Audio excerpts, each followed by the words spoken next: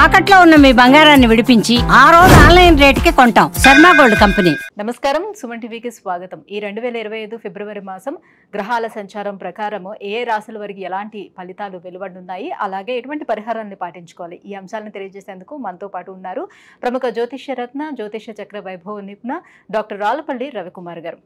గురుగారు నమస్కారం. శరదిందు సమాకారే పరబ్రహ్మ స్వరూపిణి వాసరాపీఠ నిలయే సరస్వతి నమస్తుతే. అందరికీ నమస్కారం.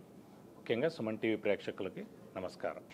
గురుగారు, ముందుగా ద్వాదశ రాశుల వారికి ఎలా ఉండబోతుందో తెలుసుకునే ముందు ఈ నవగ్రహాలు సంచారం ఎలా ఉంది, ఎలాంటి ఫలితాలను ఇస్తున్నాయో తెలియజేస్తారా? ఫిబ్రవరి 2025 మాస ఫలితాల్లో నవగ్రహాలు ద్వాదశ రాశుల్లో ఎక్కడున్నాయో ఇప్పుడు తెలుసుకుందాం. ముందుగా రవి వచ్చేసి మనకి కుంభరాశిలో ఉంటారు.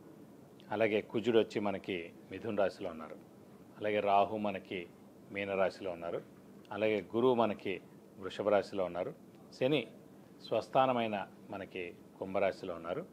అలాగే బుధుడు వచ్చి మనకి అదే కుంభరాశిలో ఉన్నారు. కేతు మనకి కన్యారాశిలో ఉన్నారు.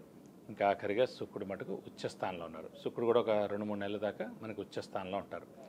ముఖ్యంగా మొన్నటిదాకా మనం చెప్పుకున్నాం 27 అక్టోబర్ నుంచి ఫిబ్రవరి 21 వరకు కుజుడు నీచ స్థానంలో ఉండడం వల్లనే యాక్సిడెంట్లు జరగడం, ఈ ఫైర్ యాక్సిడెంట్స్ జరగడం, విపరీతమైన మేజర్ యాక్సిడెంట్స్ అన్ని రోడ్ల మీద కానీ అవి కానీ జరగడం, చాలామంది చనిపోవడం లాంటివన్నీ కూడా జరిగాయి.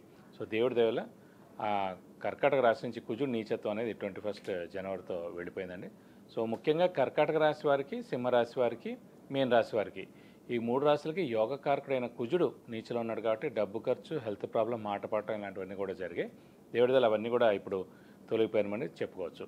అలాగే ఇప్పుడు ముఖ్యంగా మిథున్ రాశి, కన్యా రాశి, మకర రాశి, కుంభరాశి ఈ 4 రాశులకి యోగకారకుడు, అదృష్టకారకుడు, లక్ ఫేవర్ చేసే గ్రహమైన శుక్రుడు ఉచ్చ స్థానంలో 4 నెలల పాటు ఉంటాడు ఇంచుమించుగా.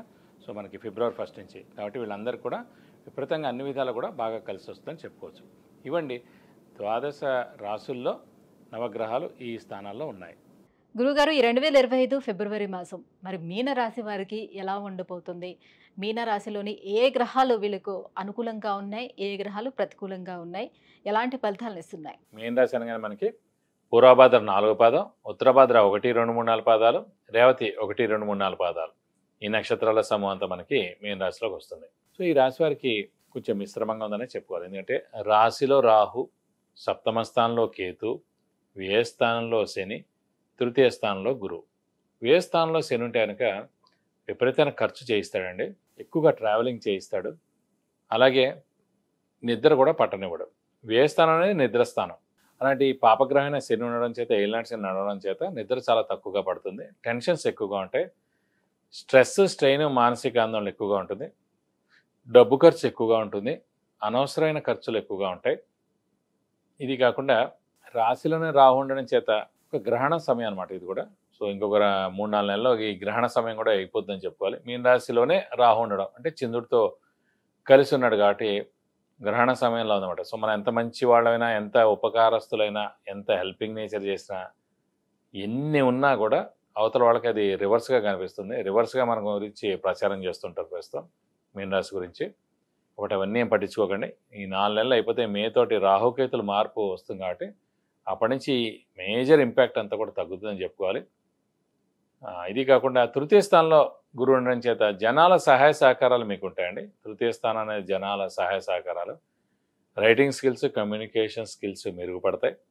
యాంకర్స్ లాంటి వాళ్ళకైతే ఇది అత్యుత్తమ టైం అని చెప్పుకోవాలి తృతీయ స్థానంలో గురువు ఉండడం చేత.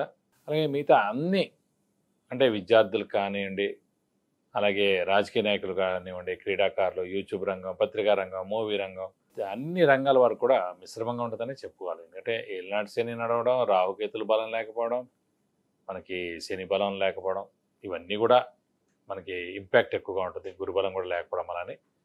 కాబట్టి మౌనంగా ఉండండి, హార్డ్ వర్క్ నమ్ముకోండి, దైవాన్ని ఎక్కువగా ప్రార్థించండి, మంచే చెప్పండి, తక్కువగా జనాలతో ఉండండి.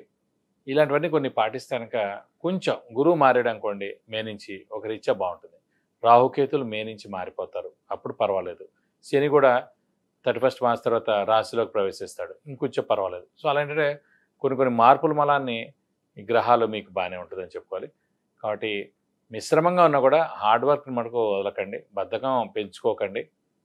ఎవరి మాట నమ్మకండి, ఎవరిని నమ్మకండి ప్రస్తుతం అయితే. ఎందుకంటే ఎవరిని నమ్మినా కూడా వాళ్ళందరూ మోసం చేసేందుకు అవకాశాలు ఉన్నాయి. అది చుట్టాలైనా, ఇంట్లో వాళ్ళైనా, స్నేహితులైనా, ఆఫీస్ వాళ్ళైనా, ఎవరైనా కూడా అలాగే ఉంటారు. ప్రస్తుతం ఈనాటి శని నడుస్తుండడం గ్రహణ సమయం కింద ఉంది కాబట్టి ఇక్కడ మీ ఆరోగ్యం కూడా కొంచెం చూసుకోండి. ఇంట్లో పెద్దవాళ్ళ చిన్నపిల్లల ఆరోగ్య విషయంలో కూడా జాగ్రత్త వహించాలి. వ్యాపారస్తులకు కూడా గడ్డు కాలం అని చెప్పాలి. కొత్త అప్పులు చేయవలసి ఉంటుంది. అలాగే స్పెక్యులేషన్స్ కలిసి రావు, షూరిటీస్ పెట్టకండి. కాబట్టి మిశ్రమంగా ఉందని చెప్పుకోవాలి మీన రాశి వారికి. గురుగారు, మరి ఆరోగ్యపరంగా వీరికి ఎలా ఉండబోతుంది ఈ మాసం అంతా? ఈ నెల ఆరోగ్యం మీడియంగానే ఉందని చెప్పుకోవాలి. ఎందుకంటే ముఖ్యంగా ఏలినాటి శని ఇంపాక్ట్ ఎక్కువగా ఉండడం, అలాగే రాశిలో రాహు ఉండడం, సప్తమస్థానంలో కేతు ఉండడం, శని వ్యయంలో ఉండడం, ఇలా అన్ని గ్రహాలు కూడా కొంచెం మిశ్రమంగా ఉన్నాయి. రవి కూడా వ్యయ స్థానంలో ఉండడం, బుధుడు కూడా వ్యయ స్థానంలో ఉండడం, కాబట్టి కొంచెం మిశ్రమంగా ఉంది. కాబట్టి ఆరోగ్యం కొంచెం జాగ్రత్తగా చూసుకుంటేనే మంచిదండి. గురుగారు, ఆర్థిక పరంగా ఎలా ఉండబోతుంది ఈ మాసం? ఆర్థికంగా కూడా మిశ్రమంగానే ఉంటుంది. ఎందుకంటే ఎప్పటికైనా డబ్బు ఖర్చు, ఫైనాన్షియల్గా చాలా ఖర్చు ఉంటుంది. అప్పు చేయాల్సి ఉంటుంది, కొత్త అప్పులు చేయాల్సి ఉంటుంది, అప్పుల వాళ్ళ బెడద తప్పదు. సో పెద్ద లోన్కి వెళ్ళాల్సి ఉంటుంది. సో ఇవన్నీ కూడా ఉన్నాయి కాబట్టి ఆర్థికంగా మిశ్రమంగా ఉందని చెప్పుకోవాలి. కాబట్టి జాగ్రత్తగా ఆచితూచి మీరు డబ్బు ఖర్చు పెట్టండి ప్రస్తుతం. కాబట్టి ఆర్థికంగా మటుకు కొంచెం బాగాలేదని చెప్పుకోవాలి.